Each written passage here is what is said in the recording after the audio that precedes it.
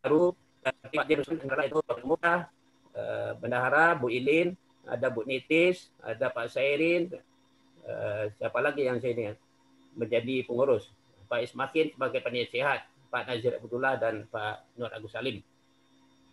Jadi pada saat kali ini terima kasih banyak kepada Dr. Mita yang bisa sudah bersedia akan memberi pencerahan kepada kami sebagai anggota BKI. Jadi Dr. Mita ini tentu sudah kita kenal, terutama yang berada di Puslip Pesan Jumat terutama ini. Saya ingat tahun 2000-an Dr. Mita masuk PAER. Dr. Mita. Betul, waktu Pak. itu sebelumnya ya tahun 2000-an ya. Iya, pas tahun 2000, Pak. Itu sepi. Oh, tahun 2000. Iya, pas tahun 2000 saya masuk Ya. Batan. Waktu Dr. Mita jadi dokter, kok pasiennya tambah banyak gitu. Orang-orang kok heran, kok banyak bapak-bapak. Pusing-pusing dikit nggak pergi klinik. Alasannya ada Dr. Mita. Iya. Jadi itu intermezzo sedikit. Dr. Mita ini adalah jebolan alumni Fakultas Kedokteran Universitas Padjadjaran Bandung. Pada waktu tahun 2004 beliau ini mendapat diploma on tissue banking dari Singapura, National University of Singapore.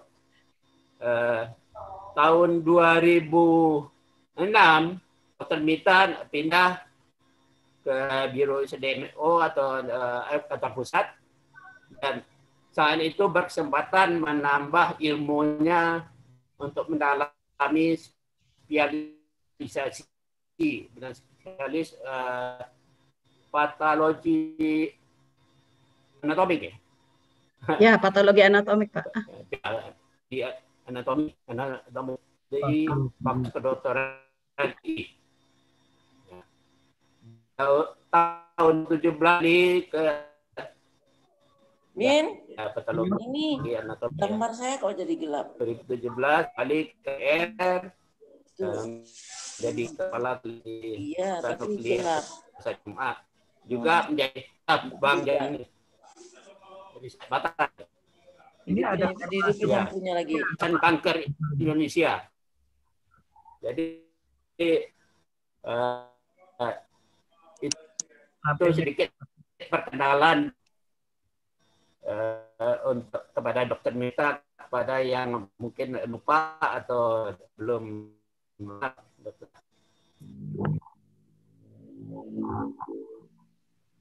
Kepada Dr. Mita, saya atas nama BGA Club sudah pernah terpapar dan sudah sembuh. Ada juga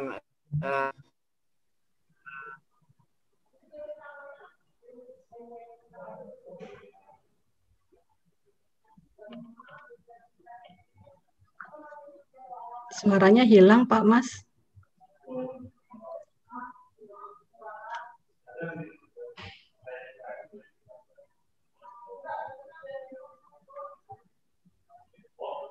Masnya kemana? Dekat aja, Mit. Sinyalnya nggak bagus kali, Pak Mas. Hilang suaranya. Itu kan. Coba kamu bawa, tarik aja itu, pindahin. Ya, mohon maaf, Pak. Ya. Dimulai aja, Pak ya. Pak Mas. Vaksinasi untuk Masih bicara dia. Coba aja deh. Ya, silakan Bu Mita. Iya, terima kasih Pak Mas. Tunggu sebentar, Mita. Ya, Ibu. Kurang jelas. Nanti lagi dibetulin. Ya. Suara Ibu jelas banget, Bu. Maklum deh. Suara Ibu jelas. Udah Suara terang, saya jelas, suara dari situ yang nggak jelas. Udah terang, Bu. Mohon maaf, Saya mute yang lain ya. Saya sudah share slide saya sudah terlihat belum Bapak Ibu? Sudah. Sudah. Ya. Oke. Nah, ini cahayanya udah lumayan. Halo, suaranya dulu. Suaranya yang perlu, Mit. Suaranya. Iya, Bu. Tes. Kedengaran suara saya, Bu? Ya, baik. Terima kasih. Bu Najli. Ini ibu saya ini, Ibu Subeng. Ya, Assalamualaikum warahmatullahi wabarakatuh. Bapak Ibu, ayah bunda saya yang saya hormati. Alhamdulillah, saya bersyukur bisa mendapat kesempatan untuk dapat berbagi sedikit informasi yang bisa saya berikan. Sebetulnya saya juga bukan pakarnya ya, Pak, mengenai vaksin juga saya baru-baru belajar.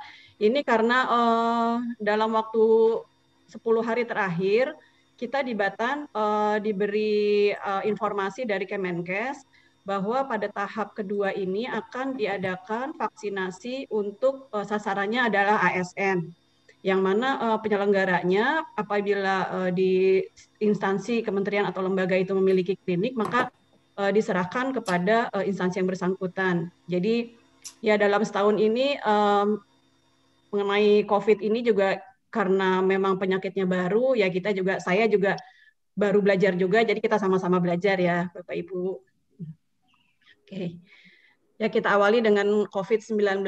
Mungkin dalam setahun ini sudah tidak asing lagi bagi kita mengenai pandemi yang terjadi di dunia ini. Jadi COVID-19 ini disebabkan oleh virus yang dinamai coronavirus SARS-CoV-2. Nah, ini penyakit yang menular. Ini tipe virusnya namanya SARS-CoV-2. Severe Acute Respiratory Syndrome Coronavirus 2. Nah, dimulai pada tanggal 7 Januari tahun lalu, Cina yang pertama kali mengidentifikasi kasus ini sebagai jenis baru coronavirus. Karena coronavirus ini jenisnya banyak, mungkin saya tidak perlu yang kurang-kurang penting ya Bapak Ibu ya. Jadi memang coronavirus ini jenisnya banyak, termasuk yang biasa apabila kita batuk pilek itu juga coronavirus, tapi jenisnya yang lain, bukan yang SARS-CoV-2 ini. Dan bulan Maret tahun 2020 WHO menetapkan COVID-19 ini menjadi pandemi di seluruh dunia. Nah, kita harus mengetahui bahwa di sekeliling kita bisa saja barang-barang yang kita sering pegang itu juga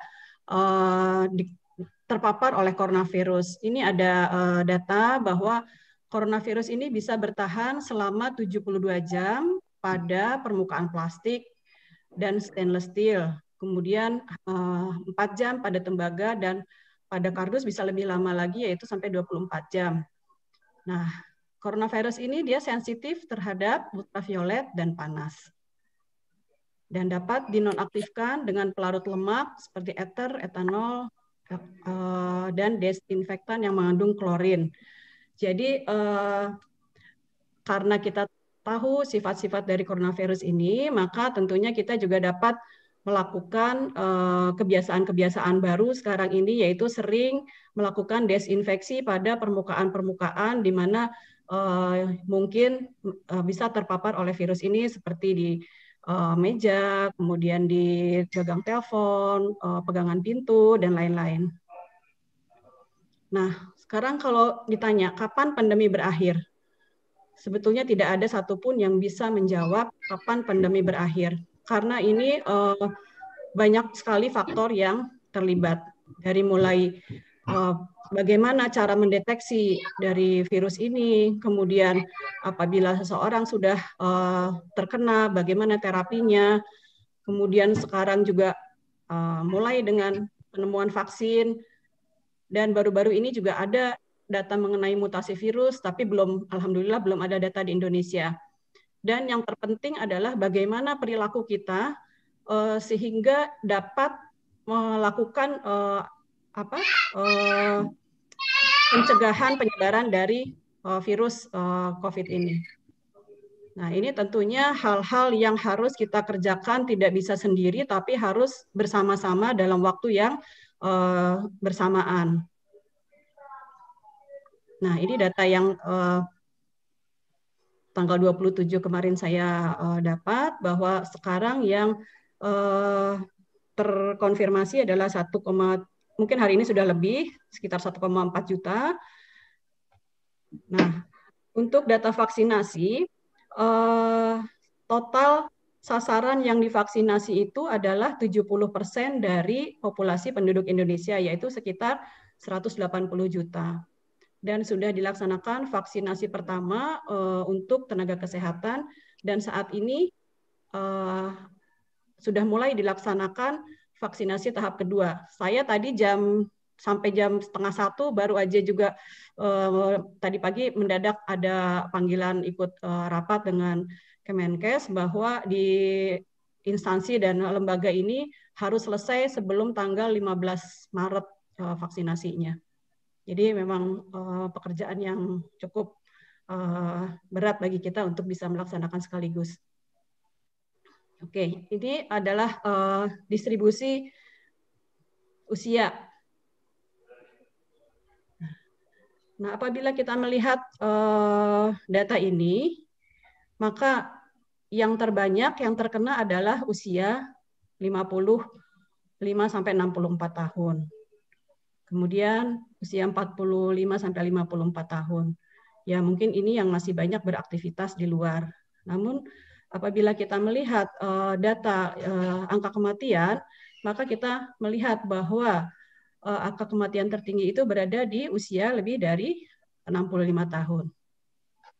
Nah, COVID sendiri manifestasi kliniknya mungkin Bapak Ibu juga sudah tahu, kita jelaskan sedikit di sini, bahwa bisa saja tidak ada gejala sama sekali, gejala ringan, sedang, berat, maupun kritis. Nah, ini data di Indonesia.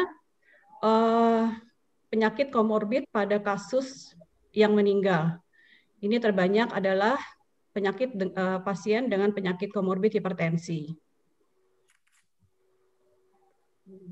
Sama hipertensi, diabetes, jantung, penyakit paru obstruktif kronis. Ini adalah penyakit-penyakit komorbid yang dapat menimbulkan kematian pada penderita COVID.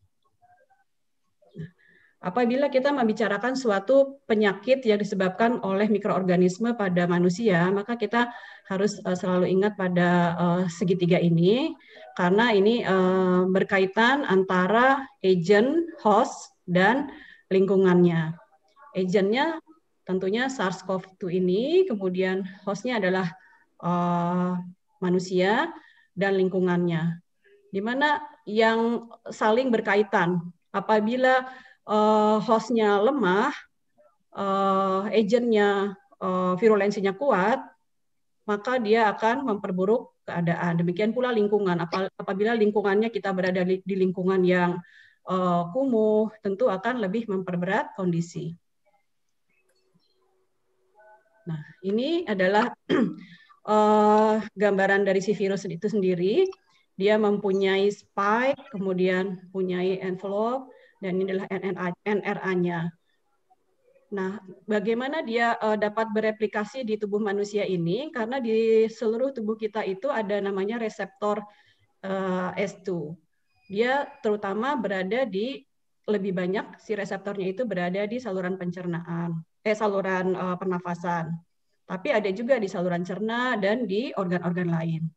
Nah, apabila si virusnya itu masuk ke dalam tubuh kita, maka dia berikatan dengan reseptor yang ada di tubuh kita, sehingga si virus ini bisa bereplikasi atau membelah.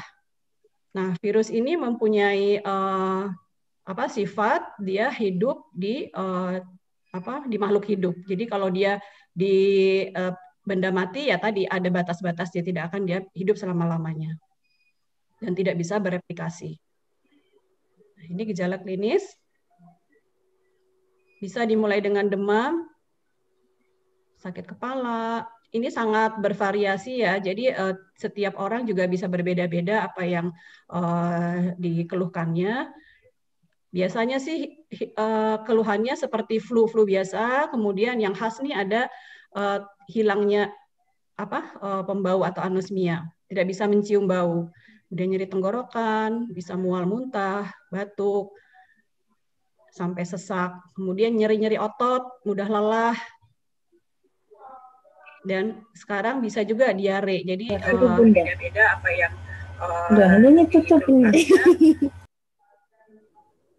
Oke.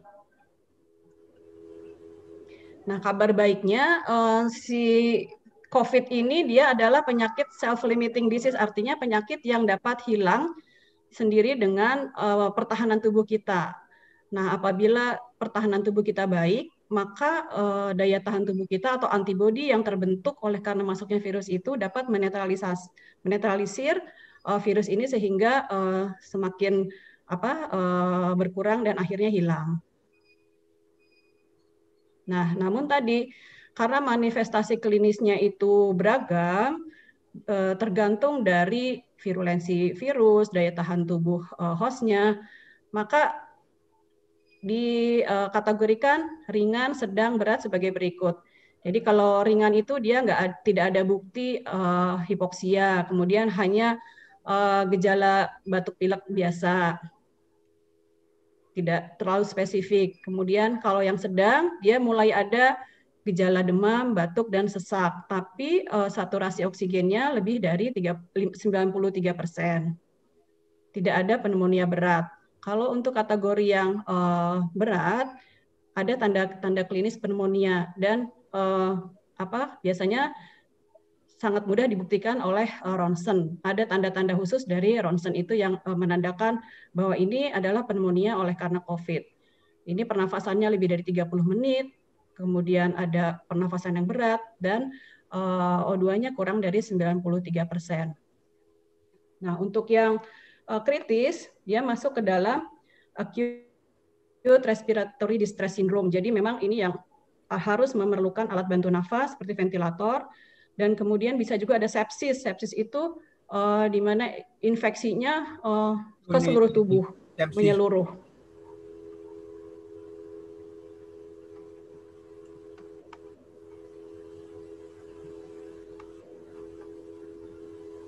Nah, ini tadi faktor risiko. Apa saja faktor-faktor yang dapat memperberat kondisi COVID pada seseorang? Yang pertama adalah tadi usia. Karena apa?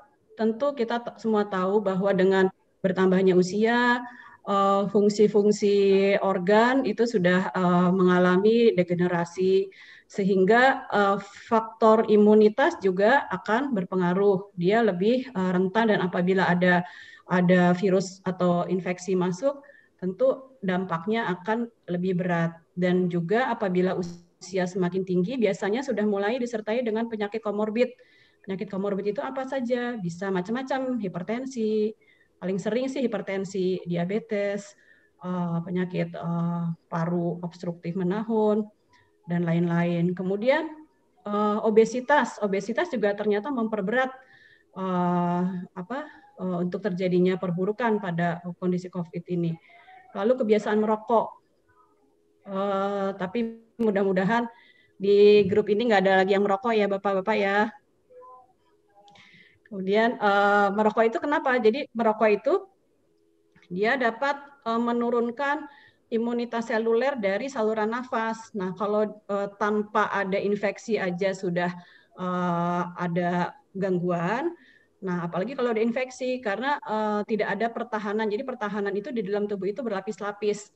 Kalau misalnya lapisan yang paling luar sudah terganggu, tentu akan mudah masuk ke dalam tubuh. Kemudian apabila ada riwayat perjalanan di mana tempat yang dikunjunginya itu merupakan daerah dengan transmisi COVID. Nah, gimana penularannya? Utamanya ditularkan melalui droplet. Droplet ini merupakan partikel yang berisi cairan dengan ukuran diameter antara 5 sampai 10 mikrometer. Nah, pada jarak dekat maka droplet ini dapat berpindah dari seseorang yang terkonfirmasi memiliki virus di dalam tubuhnya, dapat berpindah ke orang lain di dekatnya. Oleh karena itu, maka sekarang kita harus tetap jaga jarak, harus memakai masker, seperti itu, karena si droplet tadi yang mengandung virus dapat masuk ke mengenai mukosa. Mukosa itu adalah bagian dalam dari rongga mulut atau rongga hidung, atau bisa konjungtiva mata. Dan juga dapat melalui tadi benda-benda yang ada di sekitar kita yang terpapar oleh virus. Nah, sekarang bagaimana diagnosisnya? Menurut WHO, tetap yang direkomendasikan adalah pemeriksaan PCR. Jadi ini PCR, ada tes cepat molekuler juga, dan juga ada pemeriksaan serologi. Tapi pemeriksaan serologi ini tidak digunakan untuk menentukan diagnosis dari penyakit COVID. Nah, sekarang ada antigen ya, swab antigen. Sebetulnya nanti di belakang saya akan lebih jelaskan apa itu apa. Jadi kalau prinsipnya serologi itu mendeteksi antibodi yang timbul pada tubuh kita akibat adanya infeksi dari virus. Nah, ada masa di mana jeda antara masuknya virus sampai timbulnya antibodi itu sebelum ada keluhan dia biasanya belum timbul antibodinya. Jadi biasanya kalau misalnya kita terlalu cepat melakukan pemeriksaan serologi atau antigen antibodi itu bisa terjadi false negatif. Namun bisa terjadi juga false positif. Karena apa? Karena bisa terjadi cross infection antara tadi kan sudah saya sampaikan bahwa coronavirus itu tipenya banyak. Jadi karena sensitivitasnya juga tidak terlalu tinggi alat ini, masih mungkin terjadinya cross infeksi dengan virus lainnya. Jadi walaupun reaktif juga tetap harus dikonfirmasi dengan pemeriksaan PCR. Nah, ini yang terbaik adalah pemeriksaan PCR dilakukan dengan swab, kemudian dengan cairan tertentu, dan dilakukan pemeriksaan PCR. Ini mendeteksi materi genetik dari virusnya, yaitu RNA-nya. Nah, apabila hasilnya positif, berarti kondisi orang tersebut adalah terinfeksi. Atau bisa juga sisa virus. Nah, sekarang ada yang namanya long COVID. Mungkin tadi Bu Ilin sudah menceritakan ya. Jadi memang sekarang banyak nih. Lebih dari setelah isolasi mandiri lebih dari 21 hari, PCR-nya masih positif. Nah, itu bisa saja terjadi karena bukan sebenarnya dia tidak infeksius, tapi si fragmen-fragmen dari virusnya itu masih terdeteksi oleh pemeriksaan PCR. Nah, apabila negatif berarti dia tidak terinfeksi atau sudah sembuh. Nah, ini tes rapid antigen mendeteksi adanya si virusnya itu. Dia biasanya protein dari virusnya itu yang masuk ke dalam tubuh dan menyebabkan penyakit. Jadi ini kan cukup cepat juga tesnya. Itu di alatnya itu sudah ditempelkan antibodi sehingga dari spesimen yang diambil dari nasofaring ini nanti dimasukkan ke dalam cairan, kemudian cairannya diteteskan ke dalam kaset itu. Apabila dia bereaksi, reaksi antigen antibodi, maka akan ada garis 2 reaktif artinya. Nah, ini sensitivitasnya jauh lebih tinggi dibandingkan dengan tadi antibodi tadi. Nah, apabila positif, dia sedang terinfeksi dan infeksius. Nah, apabila negatif, ini kita tidak bisa serta-merta mengatakan bahwa tidak terinfeksi gitu.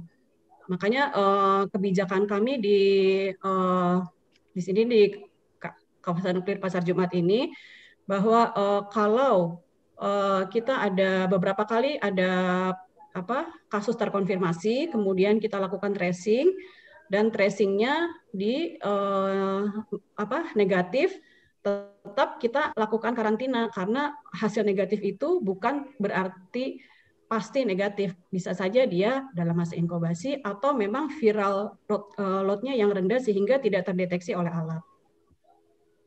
Nah, ini yang tadi saya ceritakan ya. Ini diambil dari darah.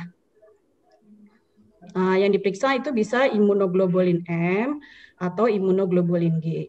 Imunoglobulin M itu antibodi yang timbul pertama kali setelah terjadinya masuknya virus ke dalam tubuh kita, kemudian anti imunoglobulin G. Tapi tadi ada jeda antara masuknya virus dengan timbulnya antibodi, sehingga apabila pada waktu tersebut kita lakukan tes, walaupun memang sudah ada virus, bisa saja hasilnya menjadi false negatif. Nah, kalau misalnya reaktif, ini berarti tadi sedang atau pernah terinfeksi. Kalau misalnya yang reaktifnya adalah imunoglobulin G, berarti dia sudah cukup lama terinfeksinya. Tapi belum tentu juga dipastikan karena COVID. Nah, tentu kita bertanya mana sih dari tes-tes ini yang lebih akurat? Nah, sebagai ilustrasi, di sini ada gambar-gambar kurva yang dapat menggambarkan dari mulai adanya infeksi masuk ke dalam tubuh kita. Nah, ini kurva yang ini dia kurang lebih sampai dengan 13 hari kita bisa melakukan tes antigen. Bisa juga ini RNA ini PCR. Nah, tapi kalau untuk antibodi ini baru muncul pada sekitar hari ke-10. Nah, kalau kita melakukan tesnya di antara hari ini, tentu walaupun sudah ada virus, tidak terdeteksi dengan pemeriksaan antibodi. Karena memang antibodinya belum timbul. Jadi memang kita juga harus memperhatikan waktu-waktu kapan kita tes, jangan juga terlalu cepat. Karena apa? Karena kalau kita terlalu cepat, misalnya kita hari ini kontak dengan orang yang terkonfirmasi COVID, kemudian besok kita lakukan PCR, sebaiknya kita lakukan penundaan sekitar 4-5 hari untuk menjaga pada awal-awal hari itu kemungkinan viral load-nya atau si koloni-koloni virusnya itu masih terlalu sedikit sehingga alat kurang sensitif untuk dapat mendeteksi. Kalau kita terlalu cepat, kita udah negatif, udah senang, wah tidak terinfeksi, padahal justru itu sebetulnya terinfeksi dan masih masa yang infeksius. Ya, ini juga hampir sama ya tadi ya. Nah, pada hari antara 1 sampai sekitar 8 hari, ini kita boleh melakukan swab antigen. Tapi kalau misalnya sudah lewat dari 10 hari, kita jangan lagi melakukan swab antigen. Karena apa? Karena ya sudah lewat waktunya. Jadi jangan kita lakukan swab antigen, karena kalaupun negatif bukan berarti tidak ada virus. Jadi jangan kita melakukan swab antigen dari perhitungan tadi ya, awalnya adalah kapan kita kontak dengan pasien terkonfirmasi. Atau kalau misalnya kita ada gejala, kapan kita mulai ada gejalanya. Nah, kemudian demikian pula dengan PCR ya. PCR peak-nya sekitar hari ke-6 atau ke-7. Jadi jangan terlalu cepat juga. Memang tiap orang itu ada respon imunitas yang bervariasi, individual respon yang bervariasi. Jadi ini bisa ada yang lebih lama atau bisa juga ada yang lebih cepat. Nah, kalau untuk lansia biasanya respon imunnya agak lebih lama dibandingkan orang dewasa muda. Nah, kemudian tadi ini antibodi yang awal timbul adalah imunoglobulin M. Yang kemudian timbul adalah imunoglobulin G. Imunoglobulin G ini bisa sampai berbulan-bulan. Jadi sebetulnya kalau kita tidak paham skema dari kurva-kurva ini, mungkin kalau misalnya ada orang diperiksa dengan rapid antibody dan reaktif, kita takut. Padahal sebetulnya kalau yang reaktifnya imunoglobulin G justru bagus, dia sudah lama dan sudah ada antibodinya, jadi bukan si virusnya yang terdeteksi itu. Oke. Nah, bagaimana dengan pengobatannya? Sampai saat ini belum ada obat yang spesifik untuk mencegah atau mengobati COVID. Jadi obat-obat yang digunakan itu adalah obat-obat yang ditujukan sebagai terapi simptomatis dan suportif saja bagi pasien-pasien COVID. Nah, kalau misalnya ini gimana minum empon-empon, minum tanaman-tanaman herbal itu boleh, itu bagus karena dia untuk bukan sebagai obat, dia untuk meningkatkan imunitas tubuh kita. Nah, ini data dari WHO, lebih dari 95% kematian akibat virus corona ini terjadi pada usia lebih dari 60 tahun. Dan lebih dari 50% angka mortalitas terjadi pada usia lebih dari 80 tahun. Nah, 8 dari 10 satu komorbiditas pada pasiennya yang tadi saya gambarkan di grafik ya. Nah, oleh karenanya bagi lansia yang memiliki komorbid ini penting sekali untuk mengkontrol penyakitnya. Tidak hanya pada masa pandemi, tapi terutama pada masa pandemi ini karena tadi apabila kita memiliki komorbid, maka risiko terjadinya keparahan akan lebih besar. Dikatakan lansia merupakan kelompok rentan terhadap penularan virus corona. Tadi penyakit komorbidnya banyak ya, hipertensi, diabetes, jantung, atau imun, dan lain-lain.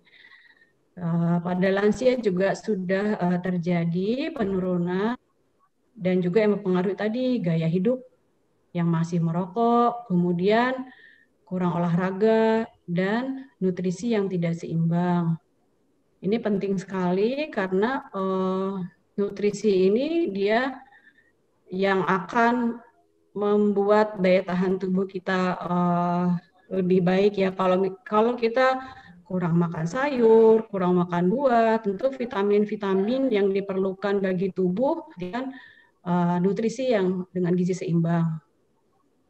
Kemudian saat ini tentu banyak berita-berita hoax ya Bapak Ibu ya. Nah, saya mungkin boleh mengingatkan jangan semua berita itu kita anggap betul karena itu bisa menimbulkan dampak yang serius seperti vaksin ini menyebar hoax-hoax supaya viral, supaya vaksin ini tidak berjalan dengan baik. Jadi ada yang mengatakan bahwa vaksin ini nanti kita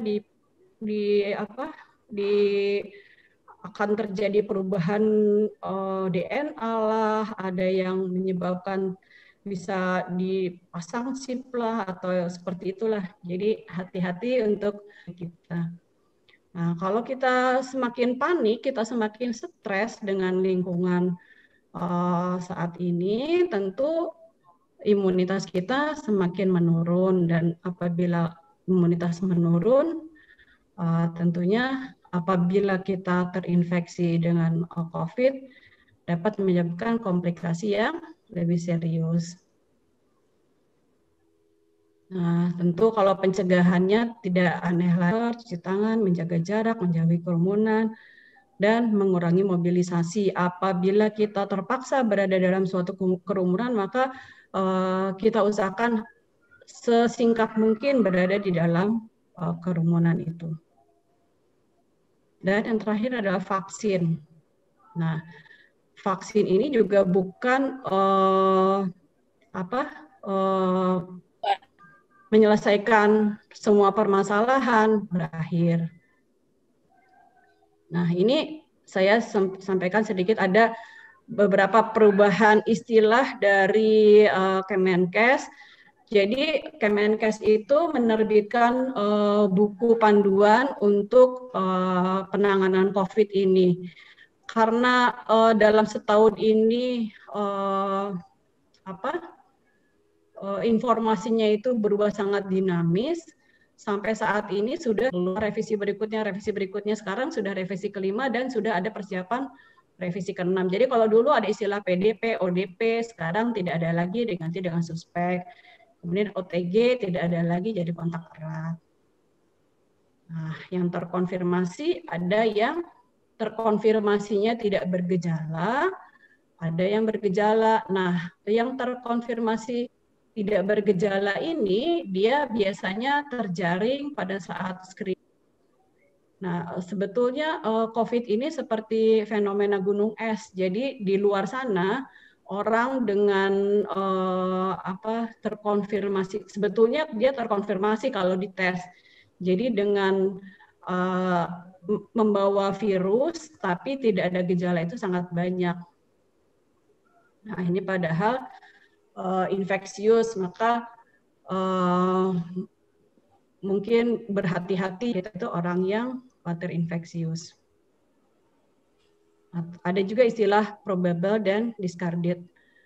Discarded ini yang sudah sembuh, dan probable itu bisa ada orang yang dengan gejala-gejala khas COVID tapi belum dilakukan konfirmasi tes PCR, sudah keburu meninggal. Nah, untuk COVID ini kita alhamdulillah sudah mempunyai sistem yang baik dengan adanya puskesmas di area domisili kita. Karena pengalaman saya mengelola pasien-pasien COVID di KNPJ ini, kalau untuk di daerah Tangerang Selatan, setelah kita lakukan, jadi kalau di Pasar Jumat ini kita bekerja sama dengan, bukan di Pasar Jumat, di PT KMR ya, bekerja sama dengan Rumah Sakit Mayapada. Jadi kalau misalnya memang ada yang kita perlu PCR, maka kita kerjasama dengan Mayapada untuk melakukan PCR. Apabila positif, maka klinik melakukan pegawai tersebut. Dan paralel juga harus keluarganya melaporkan ke RT RW. Nah, beberapa kali secara cepat dari puskesmas yang kaitannya dengan dinas kesehatan itu langsung menjemput pegawai yang terkonfirmasi dan dibawa ke rumah COVID di daerah BSD. Ya, ini kontak erat. Kontak erat itu siapa saja? Kontak erat itu adalah mereka yang bertatap muka atau berdekatan dengan kasus probable atau kasus yang terkonfirmasi dalam radius 1 meter dalam jangka waktu 15 menit atau lebih dalam 24 jam. Ini bisa pelaksanaan COVID dari Kemenkes. Kemudian mereka yang bersentuhan fisik langsung pada kasus yang probable atau terkonfirmasi seperti bersalaman, berpegangan tangan, dan lain-lain.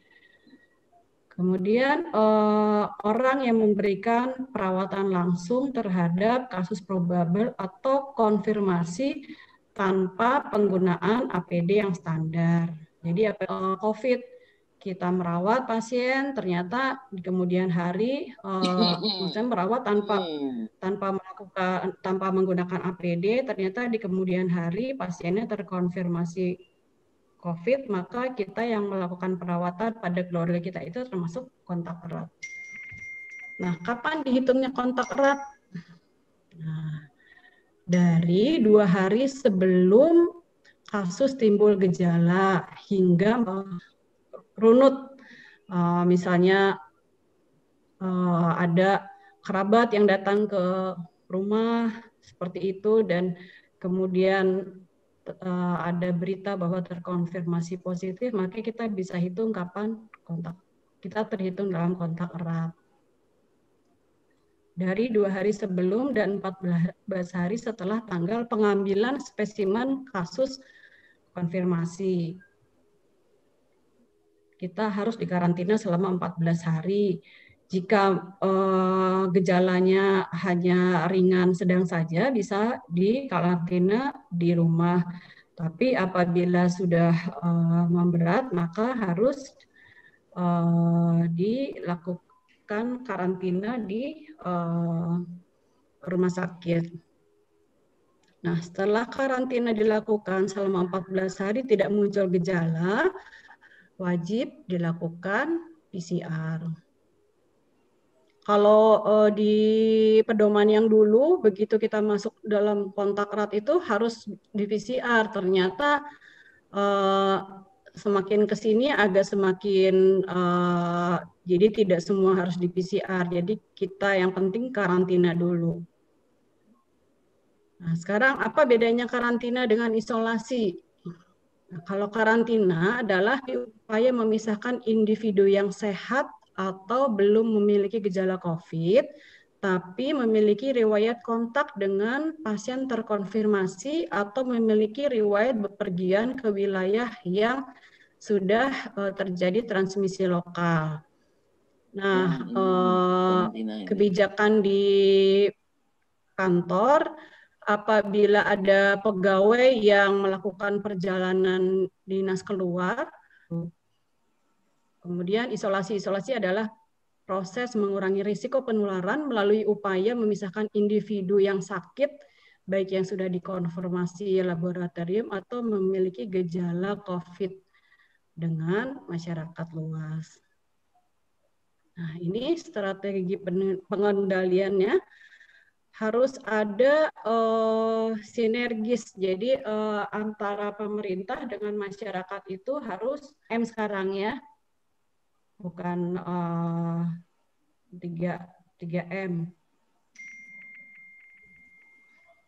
Melaksanakan protokol kesehatan yang tadi setelah saya tayangkan. Nah, ini kalau misalnya kita harus isolasi mandiri, apa saja yang harus kita lakukan? Jadi harus selalu memakai masker, kemudian mendapat pengobatan sesuai dengan keluhan. Kemudian apabila kita ingin berobat, memanfaatkan fasilitas telemedicine untuk menghindari keluar rumah. Kebetulan di Pasar Jumat ini, di klinik Pasar Jumat ini juga ada fasilitas telemedicine. Nanti pada akhir gangguan kesehatan dari rumah bisa berkonsultasi dengan dokter di jam kerja jam 9 sampai jam 2 melalui link yang sudah kita buat, dan bisa apa yang diperlukan bisa kita informasikan di situ.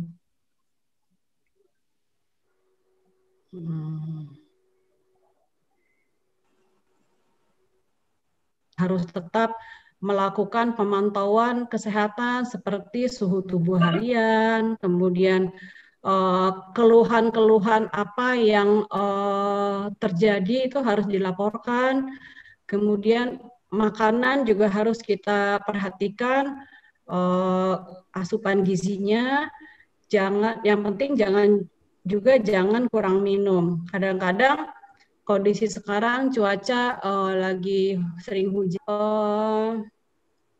Apabila kita kondisi kurang minum, maka tentunya mukosa saluran pernafasan kita menjadi kering. Kalau mukosa pernafasan menjadi kering, itu akan sangat mudah terinfeksi. Juga kalau kita kurang minum, maka darah relatif menjadi lebih kental, trigliserid yang tinggi atau dislipidemi, atau juga ada diabetes, maka aliran darah akan berjalan lebih lambat. Nah, ini akan menyebabkan oksigenasi juga menjadi terganggu, karena kan oksigen di dalam darah itu diikat oleh hemoglobin ya. Kalau misalnya di dalam darahnya banyak lemak, banyak apa, dan kurang cairan, maka akan penyumbatan di sepanjang pembuluh darah, terutama pembuluh darah yang berukuran kecil. Jadi untuk mengingat bahwa minum itu harus kita lakukan walaupun kita tidak merasa haus. Nah, ini etika batuk sudah sering kita lihat di awal-awal pandemi ya. Cuci kita termasuk ke asisten rumah tangga juga. Nah, ini juga kalau kelola stres tadi, karena apabila kita berada dalam kondisi yang stres, tidak nyaman, itu akan menurunkan imunitas. Nah, ini ada link yang bisa diunduh untuk mengetahui apa saja yang harus dilakukan. Nah, ini dari pedoman penanggulangan COVID-19 yang revisi 5. Jadi pasien konfirmasi asimptomatik tidak dilakukan PCR, dinyatakan selesai isolasi apabila sudah menjalani isolasi mandiri 10 hari. Malah sekarang bukan 14 hari, tapi 10 hari. Kalau 10 hari kita masih ragu. Pasien konfirmasi dengan gejala ringan dan gejala sedang tidak dilakukan pemeriksaan PCR. Dinyatakan selesai isolasi ini setelah 10 hari sejak tanggal onset ditambah minimal 3 hari setelah tidak ada lagi gejala demam atau gangguan pernapasan. Jadi kalau yang gejalanya hanya menurut pedoman COVID yang terbaru dari Kemkes. Yang penting isolasinya betul-betul selama 10 hari itu tidak berkontak dengan orang lain. Nah, sedangkan untuk kasus konfirmasi dengan gejala berat atau kritis yang dirawat di rumah sakit dinyatakan selesai isolasi apabila telah mendapatkan 3 hari tidak ada lagi gejala. Nah, itu yang tentang COVID-nya ya. Sekarang kita mengenal vaksin. Apa sih vaksin itu? Jadi vaksin itu adalah senyawa biologis yang diberikan kepada seseorang dengan maksud untuk menghasilkan imunitas terhadap suatu penyakit dengan cara menstimulasi patogen yang mungkin akan timbul di kemudian hari. Jadi Tuhan telah memberikan seperangkat pasukan sebetulnya di dalam tubuh kita ini untuk bisa melawan apabila tubuh kita terinfeksi oleh virus ataupun bakteri. Nah, untuk vaksin ini sudah ada, jadi ini loh penyakitnya, nanti kalau ada lawan ini datang, kita harus siap ya, tentara-tentara di dalam tubuh itu akan bersiap untuk menyerang patogen yang datang pada tubuh kita yang telah dikenalkan sebelumnya oleh vaksin. Nah, umumnya mengandung suatu zat yang mewakili kuman penyebab penyakit. Jadi seringkali dibuat dari kuman yang dimatikan atau dilemahkan, memutus rantai penularan penyakit infeksi seperti pada kondisi pandemi saat ini.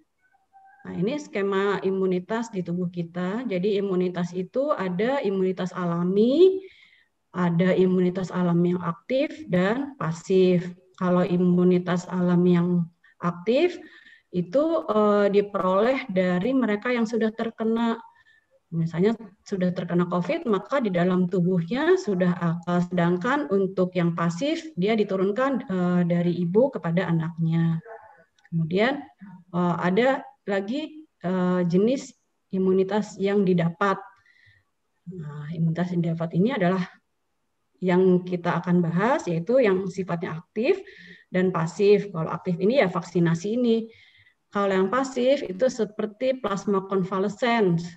Ya mungkin Bapak Ibu juga sudah banyak baca ya. Jadi plasma konvalesen sudah terkena COVID atau penyintas COVID. Jadi antibodinya yang diberikan kepada orang yang sedang COVID itu adalah pasif karena yang langsung diberikan adalah antibodinya. Sedangkan kalau yang vaksin yang dimasukkan ke dalam tubuh adalah antigennya untuk merangsang tubuh kita membentuk antibodi.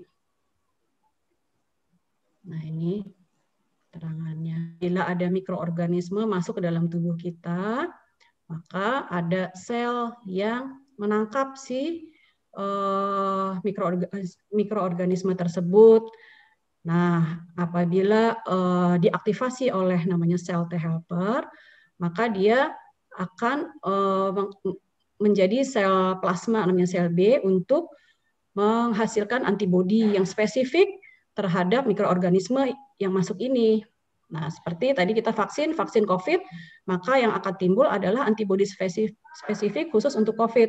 Nah, apabila kita ada di kemudian hari ada invasi dari mikroorganisme yang sama, maka antibodi spesifik yang telah disiapkan oleh tubuh itu, dia sudah bersiap untuk menetralisasi si patogen yang masuk di kemudian hari tersebut. Nah, seperti ini gambarnya. Jadi dia nih apabila ada mikroorganisme maka dia si limfosit ini akan menangkap, kemudian sel T akan mengaktifasi. Nah, apabila telah diaktifasi maka si sel B ini dia akan berubah menjadi sel plasma dan sel memori. Sel plasma ini yang kemudian akan menghasilkan antibodi. Sekarang sel memori itu dia yang mengingat tipe-tipe dari mikroorganisme yang masuk, jenisnya apa saja. Nah, kalau seperti ilustrasinya, kalau anak bayi kan diimunisasinya banyak. Ada hepatitis, ada campak, ada BCG. Nah, dia sel memorinya menyimpan spesifik masing-masing untuk penyakit-penyakit mikroorganisme tersebut. Jadi pada saat nanti ada kuman TBC, maka sel memori ini yang mengingatkan, kita sudah punya pertahanannya terhadap penyakit ini. Demikian apabila di kemudian hari ada mikroorganismenya masuk, maka akan dinetralisir oleh antibodi yang sudah disiapkan oleh tubuh kita sendiri. Nah, jadi vaksin produk biologis ini diberikan pada orang yang sehat.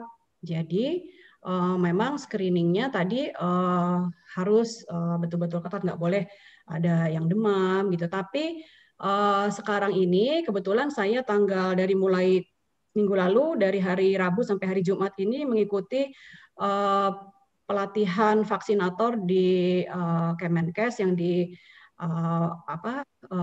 diselenggarakan oleh Dinkes DKI. Jadi sekarang sudah ada relaksasi. Jadi mungkin tadi seperti Bu Nesli ada ibu nggak boleh vaksin karena gula darah ibu 200 ya Bu? 300. Oh 300. Ibu selama ini minum obat diabetes nggak, Bu? Minum, tapi nggak ngerti kenapa tiba-tiba 300. HbA1c saya cuma 7. Oh, sebetulnya kalau HbA1c 7 sih boleh, Bu. Mungkin yang ikut vaksinnya. Tapi dia nggak terima. Iya. Sebetulnya kalau aturan yang terbaru sudah ada relaksasi. Jadi asal yang diabetesi itu minum obat secara teratur, apalagi kalau HbA1c-nya 7, Ibu boleh, karena yang sebelumnya aja HbA1c 7,5 masih boleh, jadi harusnya Ibu masih boleh. Itu kan bisa aja Bu, Ibu sebelum vaksin Ibu makan dulu di restoran gitu, jadi begitu vaksin gula darahnya pas naik ya Bu. Iya, itu yang lupa makan obatnya, mendadak sih dipanggil. Iya, jadi mungkin nanti mengingatkan kepada Bapak Ibu yang lain yang belum berkesempatan vaksin, yang memang mempunyai penyakit-penyakit komorbid.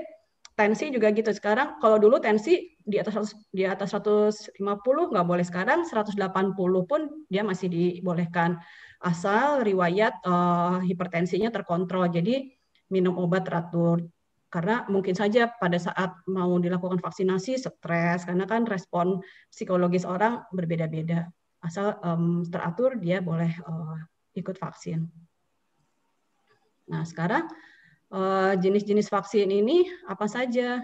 Nah, ya seperti yang tadi gambar yang sudah saya sampaikan sebelumnya, bahwa sejak 10 Januari 2020 ini para pakar telah menemukan genom dari coronavirus yang merupakan langkah awal dari penemuan vaksin. Nah, jenis-jenis vaksin ini juga bermacam-macam. Ada yang menggunakan seluruh komponen dari vaksinnya ini untuk digunakan sebagai vaksin, ada yang hanya menggunakan bagian-bagian tertentu saja seperti spike-nya atau envelope-nya untuk dibuat vaksin-vaksin itu. Nah, ada juga yang menggunakan, jadi contohnya kan ada dari AstraZeneca ini, dia menggunakan viral vector. Johnson & Johnson juga menggunakan viral vector. Kemudian ada yang menggunakan DNA-nya untuk sebagai bahan vaksin, contohnya Pfizer, Moderna, dan Inovio. Mungkin Moderna ini saya dengar sih udah mau masuk, tapi saya sendiri juga belum tahu kepastiannya. Kemudian yang RNA menggunakan komponen RNA-nya seperti Novavax. Kemudian yang proteinnya saja, contohnya dari ini Flinders. Dan ada yang virusnya yang sudah dimatikan. Nah, virus yang sudah dimatikan ini contohnya adalah si Sinovac yang sekarang digunakan oleh Indonesia. Nah, yang untuk generasi-generasi yang baru ini untuk aplikasinya agak sulit. Karena apa? Apalagi untuk didistribusikan ke daerah-daerah yang kepulauan. Karena untuk penyimpanannya memerlukan cold chain yang lebih susah karena dia disimpannya di minus 20 sampai minus 70. Tentunya sarananya di puskesmas juga tidak ada untuk bisa menyimpan. Jadi makanya yang sekarang digunakan adalah si Sinovac ini.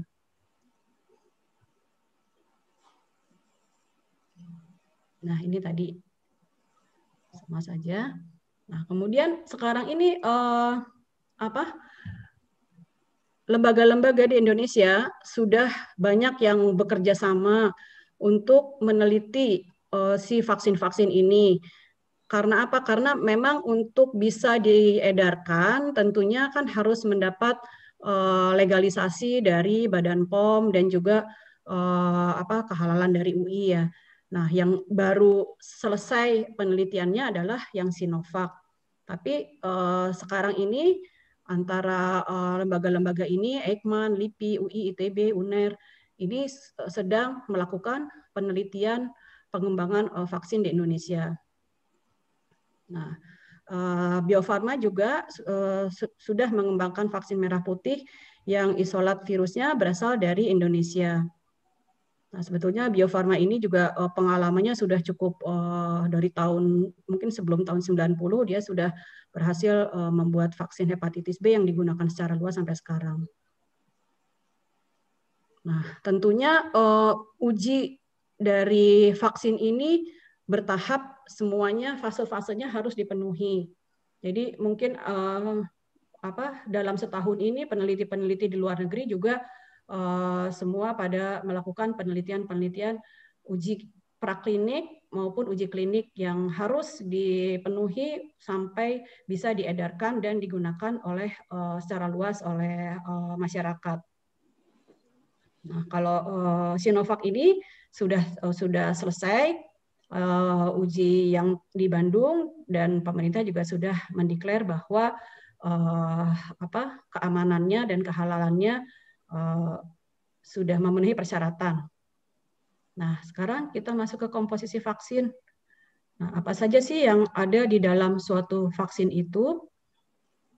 Yang pertama tentu bahan aktifnya. Bahan aktifnya antigen. Antigen tadi bisa, tadi yang digambar virus tadi bisa keseluruhan dari virusnya, atau bisa komponen-komponen bagian-bagian dari virusnya. Ada yang RNA-nya, ada yang duri-durinya, ada yang membrannya, yang masing-masing berbeda-beda. Kemudian ada ajuvan. Nah, ajuvan ini fungsinya adalah untuk memperkuat imunitas vaksin. Apa maksudnya imunitas? Jadi pembentukan antibodi di dalam tubuh. Nah, kalau menurut pakar imunologi di Indonesia, Prof. Iris dari FKUI, bahwa sebetulnya vaksin Sinovac ini kalau untuk dari imunitasnya dia tipe yang, kan tadi ada yang tipe yang tradisional ya, itu agak kurang tinggi untuk membentuk antibodi. Oleh karenanya, untuk tipe yang tradisional itu diberikan ajuvan. Lalu ada juga yang diberikan pengawet atau preservatif, tentunya untuk vaksin-vaksin yang akan disimpan dalam jangka waktu lama. Tapi Sinovac ini tidak mengandung pengawet karena akan digunakan dalam waktu yang cepat, jadi tidak perlu diberikan pengawet. Dan stabilizer, ini semua vaksin pasti menggunakan stabilizer.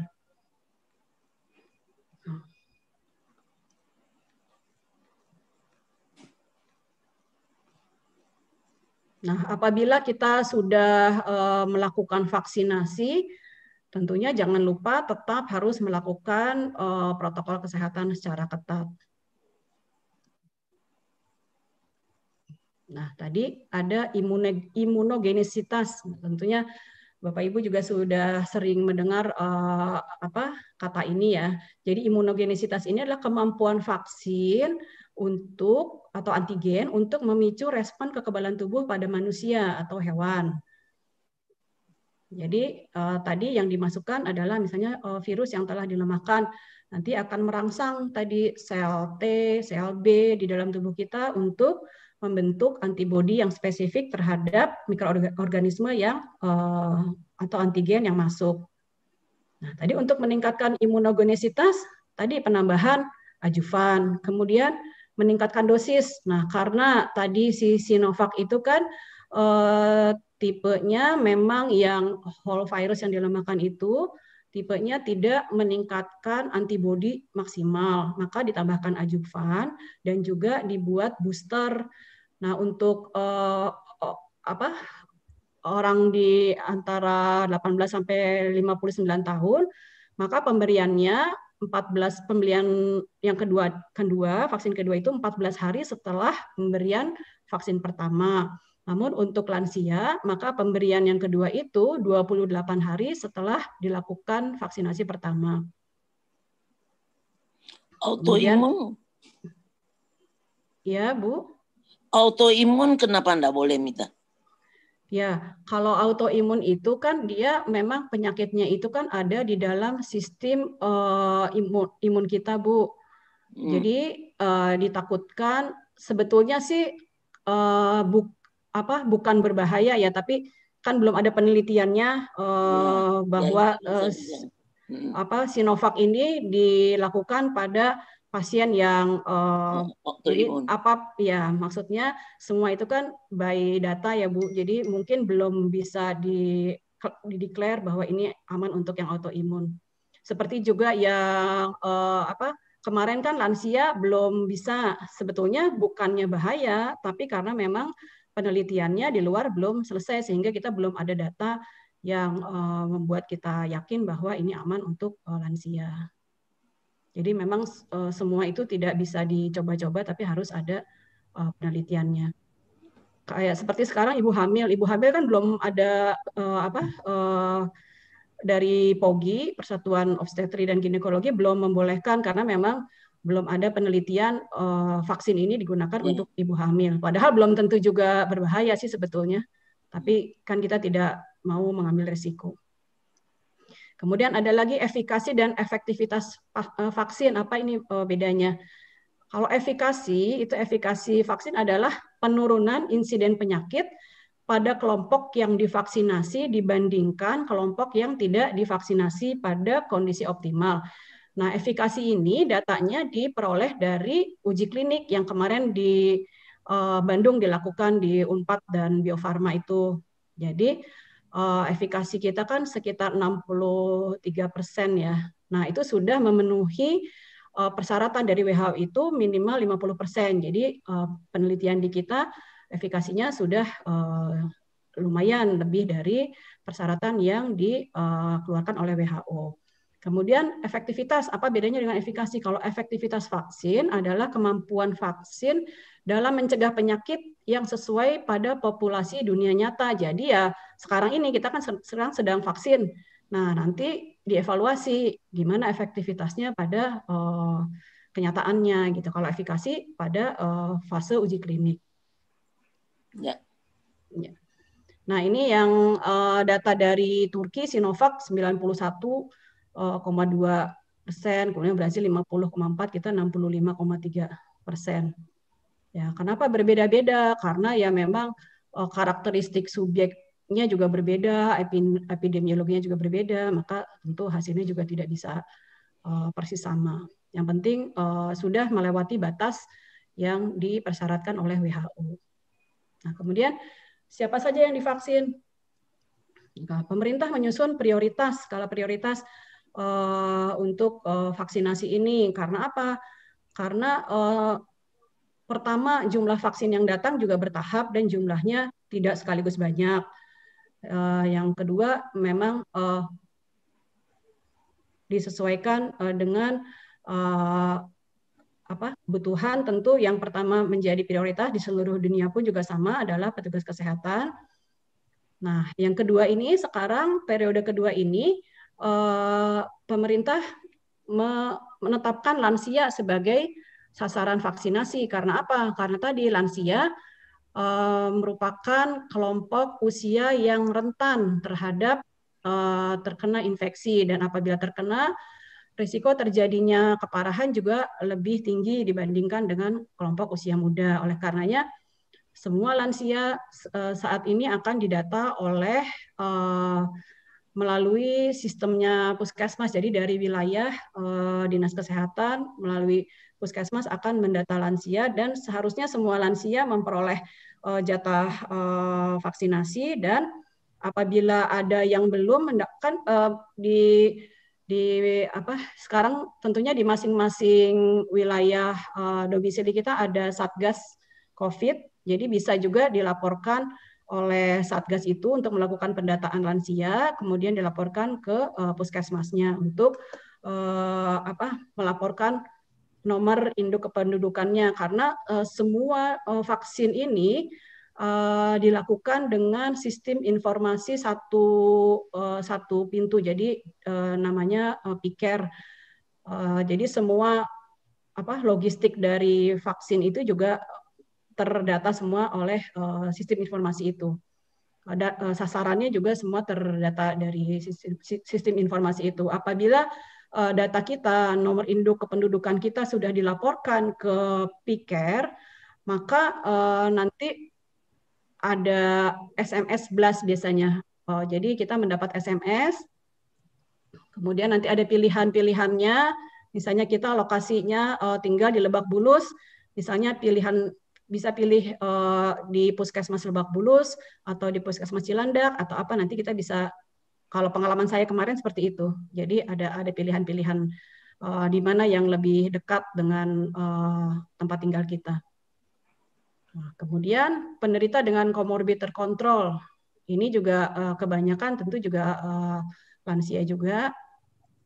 Kemudian petugas layanan publik, ini juga sudah mulai dilakukan seperti wartawan, kemudian petugas di pelabuhan, di bandara, kemudian penyelenggara administrasi negara, termasuk diantaranya pegawai negeri, kemudian kelompok produktif, dan anak-anak. Tapi anak-anak ini masih belum data untuk penelitiannya belum ada. Jadi ini baru urutannya yang akan divaksin saja.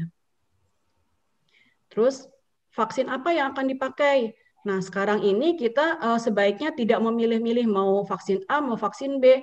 Kita pakai vaksin yang sudah ditentukan oleh pemerintah saja, karena pemerintah tentu tidak akan gegabah untuk memberikan vaksin yang berbahaya kepada rakyatnya. Seperti sekarang Sinovac tentu sudah melalui berbagai tahapan-tahapan uji dan memang layak digunakan dan juga mudah untuk mampu untuk pelaksanaan cold chain-nya di lapangan, karena vaksin ini kan sama sekali sangat riskan dalam cold chain. Cold chain itu artinya penyimpanannya harus dalam suhu sesuai dengan yang dipersyaratkan. Kalau seperti tadi vaksin Johnson & Johnson itu kan harus minus jauh. Jadi untuk vaksin karirnya sendiri juga tentu harganya juga sangat mahal dan tidak mungkin kita melakukan vaksinasi massal dengan menggunakan vaksinnya tersebut. Seperti di kantor, mau pakai vaksin, kita mau pakai vaksin Pfizer, kita pilih-pilih itu tentu tidak mungkin. Jadi saat ini yang ada adalah Sinovac, dosisnya 0,5 mili disuntikan intramuskular atau di dalam otot dengan pemberian 2 kali dengan jangka waktu 14 hari, dan untuk lansia adalah 28 hari. Mungkin ada pertanyaan, kalau yang sudah kena COVID boleh vaksin atau enggak? Nah, kemarin juga di saat saya pembekalan juga itu banyak ditanyakan. Jadi sebetulnya kalau di yang aturan yang tahap pertama kemarin kan penyintas COVID itu tidak diberikan vaksinasi. Sebetulnya bukan berbahaya, tapi karena jumlah vaksinnya itu terbatas sekali, jadi hanya diberikan pada orang-orang yang, kalau yang penyintas kan sudah punya antibodi, jadi diberikan pada mereka yang belum punya antibodi, seperti itu. Jadi kalau misalnya sekarang di kantor nih kan ada sekitar 25 orang yang sudah penyintas COVID, tetap saya masukkan sebagai sasaran vaksin, karena kalau kita tidak masukkan rugi, karena itu kekebalan yang didapat pada saat COVID itu hanya bertahan 3-8 bulan. Jadi sesudah 3 bulan itu dia akan menurun. Jadi memang masih perlu vaksin juga. Nah, tadi tetap apabila kita sudah melakukan vaksin tetap harus melaksanakan protokol 5M. Nah, tadi herd immunity. Herd immunity itu apa itu? Herd immunity itu adalah kekebalan kelompok. Jadi kekebalan kelompok itu bisa dibagi dua, menjadi kekebalan imuniti alamiah atau kekebalan imuniti buatan.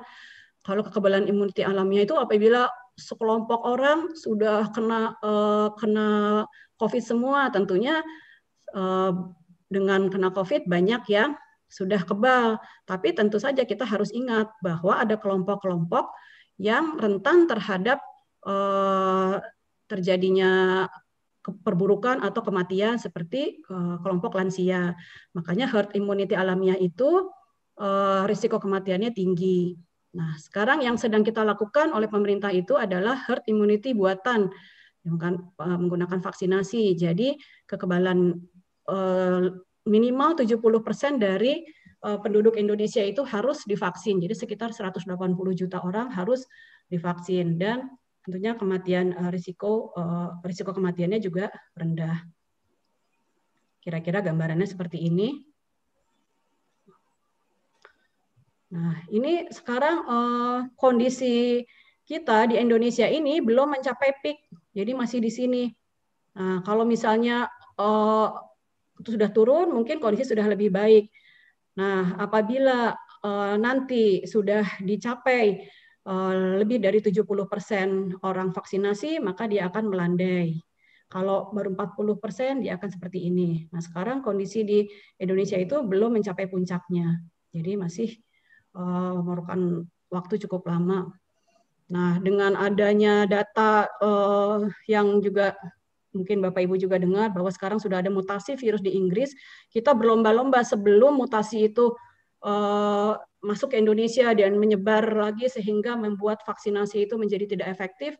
Makanya pemerintah harus berusaha melakukan dengan segera vaksinasi lebih dari 70% populasi di masyarakat. Nah, ini siapa saja yang tidak boleh divaksin? Sebetulnya bukan tidak boleh ya. Jadi ada kriterianya itu belum layak gitu. Jadi kalau misalnya orang dengan apa namanya, kan nanti Bapak Ibu kalau vaksin akan ada 4 meja. Jadi meja pertama itu meja untuk pendaftaran, registrasi, kita dicocokkan nomor induk kependudukan kita dengan yang terdata di PIKER. Kemudian di meja kedua akan ada screening. Nanti di situ akan ada daftar pertanyaan yang ditanyakan ke kita. Nanti dari situ ditentukan ini boleh vaksin atau tidak. Gitu. Jadi kalau misalnya ada penderita hipertensi, ternyata pada saat ke tempat vaksin tensinya 200. Nah, itu tidak bisa dibilang tidak boleh, tapi ditunggu dulu 30 menit, nanti dilanjutkan pemeriksaan kedua untuk tensinya. Tapi apabila masih tensinya lebih dari 180, maka ditunda.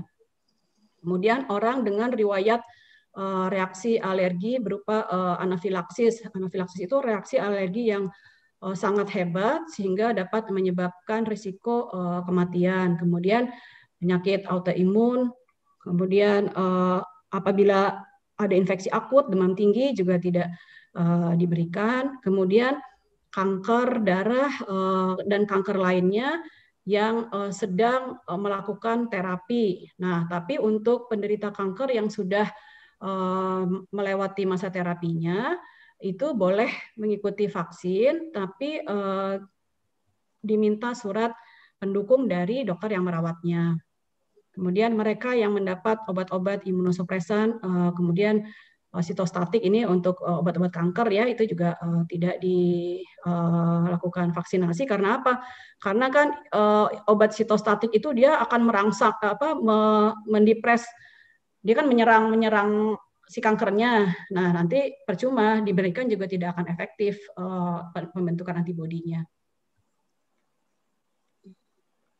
Nah, syarat divaksin tidak memiliki penyakit yang terdapat dalam format screening. Nah, ini yang sebelumnya sih pernah COVID. Nah, ini tapi kemarin karena saya belum sempat merubah ininya datanya. Sekarang yang sebetulnya yang COVID itu boleh. Ya, jadi sebetulnya intinya gini, orang yang penyintas COVID itu tetap boleh vaksinasi selama vaksinnya ada, itu aja. Jadi tidak ada kontraindikasi yang membahayakan bagi penyintas COVID. Tidak sedang hamil. Nah, tidak ada anggota keluarga serumah yang kontak erat, suspek, konfirmasi, atau sedang dalam perawatan karena penyakit COVID. Karena apa? Karena kalau misalnya kita dalam anggota keluarga kita ada yang COVID, kan kemungkinan kita juga terkena. Nah, ini sebaiknya dilakukan dulu tes PCR seperti itu. Jadi jangan sampai kita kelolosan vaksin, tahu-tahu seminggu kemudian terkonfirmasi COVID, nanti yang disalahkan adalah vaksinnya. Padahal memang dari sebelum divaksin juga sudah terkena virus. Kemudian apabila suhu tubuh kita lebih dari 37,5, maka tidak dapat dilakukan vaksin. Nah, ini yang sekarang yang terbaru ada 180/100. Jadi dipastikan untuk Bapak Ibu yang punya darah tinggi agar meminum obatnya secara teratur sebelum melakukan vaksinasi. Nah, ini kalau penderita diabetes itu harus terkontrol.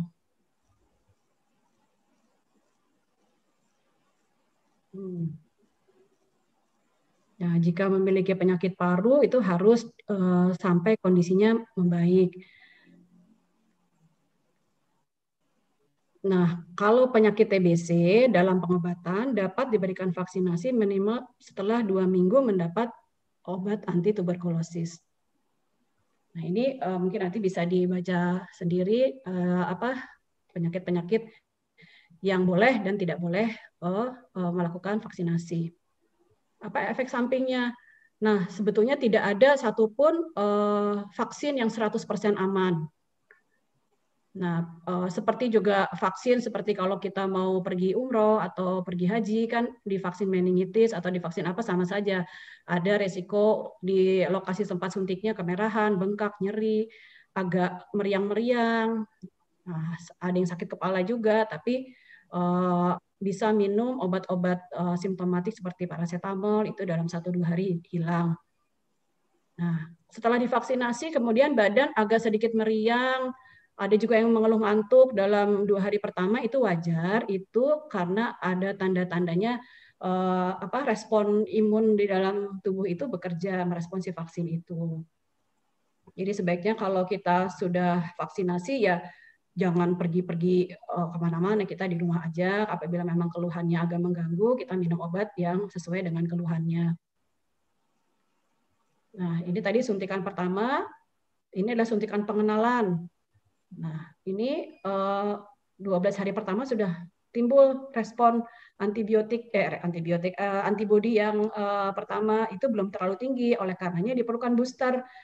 Boosternya dilakukan pada 14 hari, kemudian timbul antibodi yang respon kedua ini lebih kuat dan bertahan lama. Dan untuk lansia pada hari ke-28 ini diberikan suntikan yang kedua. Dan nanti setelah tapi belum ada pengumumannya lagi apakah setahun atau 2 tahun ada boosternya lagi. Nah, vaksin COVID ini sudah terbukti aman, efektif, dan halal. Sudah ada izin dari Badan POM dan fatwa halal dari MUI.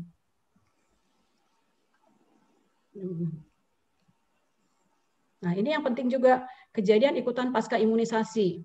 Apa itu kejadian ikutan pasca imunisasi? Jadi telah dikatakan bahwa tidak ada vaksin yang 100% aman tanpa risiko dimanapun, di negara manapun. Jadi penting bagi kita untuk mengetahui risiko bagaimana menangani peristiwa semacam itu dan menginformasikan kepada orang yang benar tentang KIPI ini, kejadian ikutan pasca imunisasi, untuk menjaga kepercayaan publik terhadap program imunisasi.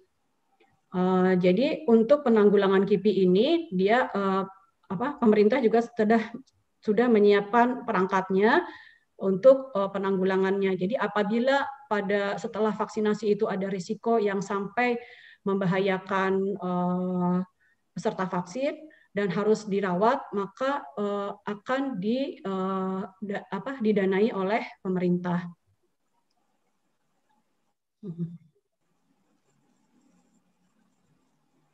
Nah, KIPI adalah risiko dari program imunisasi dimanapun itu.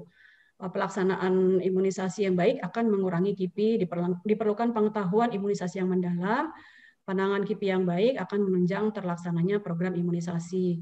Tapi adanya kejadian ikutan pasca imunisasi ini juga harus kita pahami dulu sebelum kita melakukan imunisasi. Nah, segera lapor jika terjadi KIPI. Jadi kalau misalnya nanti kita sudah melakukan vaksinasi, maka kita akan diberikan data kontak, nomor telepon, misalnya dokter yang menyuntik kita di puskesmas atau tenaga kesehatan sebagai kontak kita apabila kita terjadi keluhan-keluhan setelah melaksanakan imunisasi. Jadi memang sudah dipersiapkan perangkatnya serius oleh pemerintah mengenai penanganan KIPI ini. Nah, peran tenaga kesehatan menjadi contoh untuk masyarakat menjalani imunisasi, kemudian berperan serta dalam melaksanakan imunisasi, memberikan informasi yang benar sesuai dengan petunjuk Kementerian Kesehatan. Mungkin ini seperti acara kita hari ini. Kebetulan sekali saya juga baru mendapatkan pelatihan hari Jumat yang lalu, baru selesai, jadi pas waktunya. Dan bila ada informasi yang meragukan, harap merujuk ke pusat informasi yang berwenang dan dapat dipercaya, dan juga tidak mempercayai hoax yang banyak beredar di masyarakat. Nah, ini tadi untuk penanganan pandemi ini perlu kolaborasi yang baik antara pemerintah dan masyarakat. dari masyarakat melaksanakan 5M, memakai masker, mencuci tangan, menjaga jarak, menjauhi kerumunan, mengurangi mobilitas. Kemudian pemerintah sendiri melakukan tracing, testing, dan treatment pada penderita COVID dengan maksimal. Nah, ini hanya ilustrasi bahwa untuk menjaga masuknya virus ke dalam tubuh kita itu ada berbagai lapisan gitu ya. Lapisan yang kalau misalnya lapisan yang ini jebol, bisa ada lapisan yang kedua, lapisan berikutnya. Dan ini ya multi layers yang ini merupakan tanggung jawab kita masing-masing masyarakat harus berperan aktif dan juga pemerintah. Yang terakhir adalah vaksin. Pemerintah telah mengupayakan tersedianya vaksin di masyarakat. Mari kita sekarang bersama-sama juga memberikan edukasi ke lingkungan terkecil kita, keluarga atau lingkungan tetangga gitu, karena memang masih di masyarakat masih ada juga mereka yang anti vaksin. Nah, ini tips jaga lansia, tentu prokes ketat 5M di seluruh anggota keluarga, karena biasanya lansia tidak kemana-mana, tapi ada cucunya, ada anaknya yang masih berkegiatan di luar, kurang menjaga 5M, begitu pulang ke rumah maka menulari lansia yang ada di rumah. Kemudian menjaga asupan nutrisi yang baik, vitamin sekarang vitamin yang diperlukan vitamin C, vitamin D3, vitamin E itu harus kita konsumsi, karena kalau hanya mengandalkan dari makanan saja akan sangat kurang. Kemudian menjaga kebutuhan cairan, minum air hangat tanpa harus menunggu haus, harus diperhatikan. Olahraga teratur juga penting, sehari paling tidak 15-30 menit harus gerak-gerak badan di udara yang segar, sesuai dengan kemampuan. Kemudian berjemur di matahari pagi.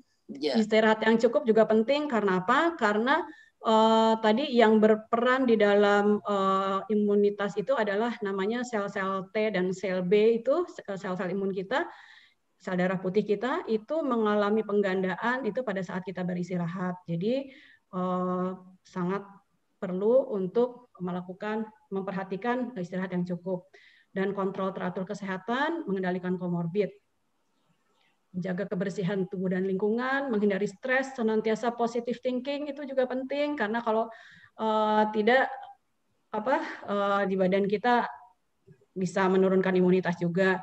Ini saya mendapat poin-poin ini dari tulisannya seorang profesor penyakit dalam di Yogyakarta yang spesialis geriatri. Jadi meningkatkan ketakwaan, keimanan, ibadah, bersedekah, bersyukur, bersabar, berpuasa, ini terbukti meningkatkan stamina dan imunitas. Kemudian mengembangkan hobi seperti berkebun, kemudian kegiatan sosial, keluarga dan lingkungan secara daring seperti BGA saat ini tentu sangat baik ya, supaya kita bisa saling bertukar cerita seperti itu. Kemudian apabila ada keluhan, waspadai, tidak menyembunyikan apabila ada keluhan, karena kadang-kadang orang tua suka nggak mau ngerepotin anaknya, jadi nggak ngomong gitu. Itu jangan sampai seperti itu, dan segera hubungi bantuan medis. Ini. Gerakan sayang lansia ini juga sudah diinikan oleh pemerintah, jadi di puskesmas juga sudah ada namanya Posbindu untuk lansia. Semua lansia adalah orang tua kita. Nah, ini dari klinik, boleh difoto. Nanti kalau misalnya Bapak Ibu memerlukan, apabila memerlukan layanan kesehatan, bisa melalui telemedicine ini. Apabila memerlukan tatap muka, kita tatap mukanya untuk pandemi ini hanya 2 kali seminggu, yaitu hari Senin dan hari Kamis, selebihnya melalui telemedicine kecuali emergensi. Kesimpulan, jadi COVID-19 ini disebabkan oleh virus SARS-CoV-2, gejala klinisnya banyak, tidak khas, dan belum ada pengobatan yang spesifik. Diagnosanya tadi dari pemeriksaan laboratorium. Nah, lansia merupakan kelompok usia yang rentan. Upaya untuk mempercepat penanggulangan COVID-19 di Indonesia itu selain protokol kesehatan ketat di masyarakat, juga pemerintah melakukan 3T, Dan sekarang kita melaksanakan vaksinasi untuk mencapai 70% dari populasi seluruh masyarakat Indonesia. Dan vaksinasi ini dilakukan pada orang sehat atau penyakit yang kenapa dengan Ibu? Kenapa? Demikian Bapak Ibu, mungkin itu saja yang bisa saya sampaikan. Mudah-mudahan ada manfaatnya. Sekian, boleh kalau masih ada waktu boleh lanjut tanya jawab. Pak, ya, saya udah umur 82. Terima kasih. Assalamualaikum warahmatullahi wabarakatuh. Maaf ya. Waalaikumsalam warahmatullahi wabarakatuh. Terima kasih Dr. Mita yang sudah menjelaskan secara detail mulai apa itu virus corona, apa itu COVID, apa gejala-gejala dari macam penyakit, mana diagnosanya, sampai terakhir mengenai vaksinasi dan pencegahan segala macam, dan sangat jelas. Namun tentu ada yang hadir ini memerlukan bertanya. Sudah ada di chat ini pertama Dr. Mita, masalah tes. Kan ada Ginos tes yang itu oleh UGM kalau salah ini. Itu apa? Tadi sudah disebut ada PCR tes, ada antigen tes. Nah, Ginos tes ini ada pertanyaan dari Pak Jenny dan Pak Joli ini. Sebentar Pak, saya belum ketemu ini chatnya nih kok nggak keluar ya. Boleh dibacakan aja nggak Pak? Saya kok di bawah ini nggak keluar icon pencet chatnya. Iya, ini dari Pak Joli. Apakah yang Genos ya Pak? Genos ya. Baik, saya langsung jawab aja ya Pak sebelum lupa. Ya.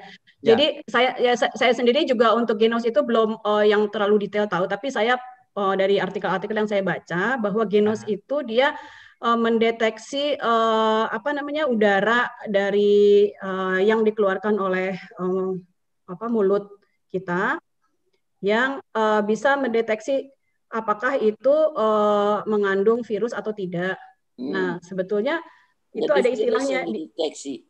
Iya, itu sebetulnya istilahnya apa saya agak lupa. Tapi bukan termasuk dalam yang tadi molekular itu bukan. Nah, interpretasinya seperti ini. Jadi kan itu dilakukan seperti di stasiun kereta gitu ya, atau di tempat-tempat ini. Itu hanya untuk screening aja Pak. Jadi tidak bisa untuk konfirmasi diagnosis. Nah, itu kalau dia negatif predictive value-nya cukup tinggi, lebih dari 95%, tapi positif predictive value-nya hanya 80%. Jadi apabila jadi caranya itu orang menghembuskan nafas di kantung udara sebanyak 3 kali, kemudian ditutup, lalu dimasukkan ke dalam alatnya, nanti akan terbaca itu dari indikatornya apakah dia positif atau negatif. Kalau dia negatif, berarti dia memang betul negatif. Tapi kalau dia positif, itu harus diulangi lagi karena tadi yang PPV-nya itu kurang tinggi, sehingga kalau misalnya yang kedua dia masih positif, maka dia kemungkinan besar positif, tapi tetap harus dikonfirmasi secara PCR. Gitu. Jadi nggak bisa digunakan untuk diagnostik, tapi untuk screening di tempat-tempat yang memerlukan pemeriksaan cepat itu sangat baik. Gitu. Ya, Bu. Ya, monggo Pak. Bu Nasri dulu apa? Selanjutnya. Siapa dulu? Halo, saya apa? Bu Nesli. Monggo lah. Saya mau bertanya. Ada 2 itu ataskan. Saya mau bertanya, Mita.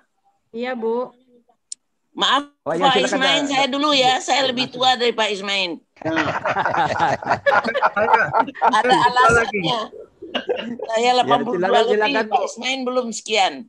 Pertanyaan saya, Bu Mita ya, ada 2 pertanyaan. Cepat aja kok.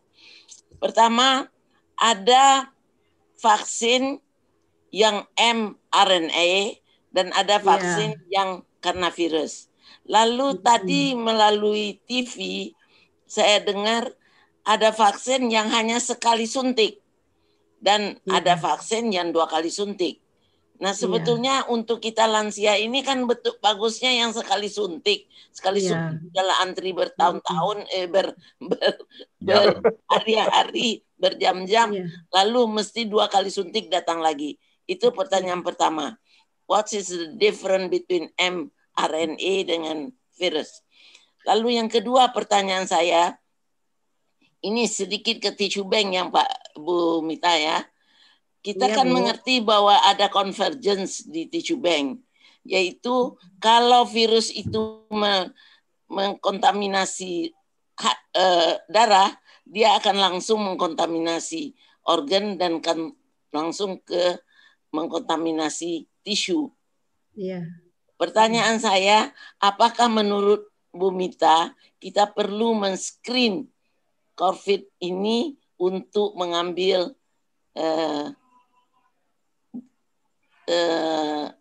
tisu dari donor? Iya, boleh saya jawab langsung ya Bu ya. Tapi ya mohon maaf nanti kalau kurang puas karena saya juga bukan ahli vaksin, tapi saya dari yang saya baca-baca aja. Jadi kalau misalnya tadi kan ada vaksin yang generasi yang tradisional sama yang baru-baru Bu ya. Kalau yang vaksin tradisional itu yang seperti Sinovac itu dia memang tadi imunogenisitasnya kan rendah. Jadi dia harus dilakukan 2 kali penyuntikan. Selain dengan ditambah ajuvan tadi. Nah, kalau yang generasinya sudah mRNA itu yang pernah saya baca bahwa dia memang imunogenisitasnya lebih tinggi daripada vaksin yang tradisional itu. Jadi mungkin bisa diklaim bahwa cukup 1 kali suntik aja. Tapi tentunya kan ini kita bisa mengatakan cukup 1 kali suntik aja itu kalau sudah memang penelitiannya dalam jangka waktu lama ya Bu ya. Karena pandemi ini kan baru setahun. Jadi kita juga belum bisa maksudnya selama apa, paling lama kan baru setahun juga gitu. Jadi pertama itu, tapi memang dikatakan bahwa yang mRNA itu dia imunogenisitasnya lebih tinggi. Kemudian apa tadi? Yang virus yang common. Yang biasa itu ya itu perlu 2 kali karena memang sifatnya dia imunogenisitas yang biasa itu lebih rendah. Cuman juga mungkin yang harus dipikirkan selain untuk tentu kalau untuk single dose akan lebih mudah bagi siapapun, bukan cuma lansia aja Bu. Tapi yaitu hal-hal lain yang perlu kita pikirkan bahwa yang mRNA itu dia handlingnya juga lebih sulit. Tadi yang seperti saya katakan bahwa cold chain-nya harus minus 20 sampai 70 derajat. Nah, itu kan agak sulit kalau tidak di kota besar atau diakses mungkin rumah sakit besar seperti itu. Jadi mungkin itu pertimbangan-pertimbangannya. Kemudian yang kedua tadi ya Bu ya, COVID tentang untuk tisu allograft. Ya, itu sih saya sangat setuju ya sebetulnya, tapi begini, karena kan kalau misalnya kita menggunakan allograft, tentunya sekarang protokol di rumah sakit itu sangat ketat Bu. Kalau kita melakukan allograft berarti kan terjadi operasi, ya kan Bu. Nah kalau operasi sudah pasti di screen dong dari rumah sakitnya si COVID-nya.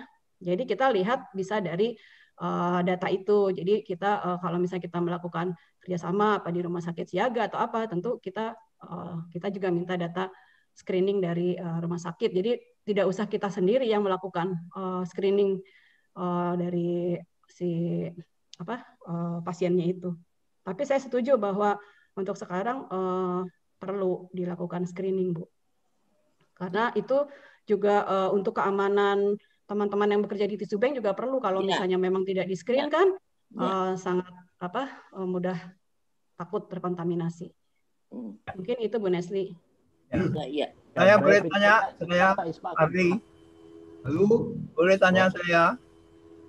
Halo? Pak Ismail tuh. Monggo ya, langsung Pak. Ini Pak Zuharli. Pak Zuharli juga mau nanya. Ya, boleh. Halo? Ya. Iya Pak Ismail, monggo. Saya enggak banyak-banyak. Jadi pertama setelah mendengarkan Bu Mita itu saya jadi ngeri juga. Dalam usia saya itu banyak yang sepertinya bisa masuk ke berat. Lalu yang kedua, COVID ini Sinovac ini itu bisa sampai umur berapa, Bu? Kalau saya itu yang terakhir katanya baru ujiannya fase 3 itu untuk sampai umur 70. 70-80 belum. 80 ke sana belum lagi. Nah itu gimana? Iya.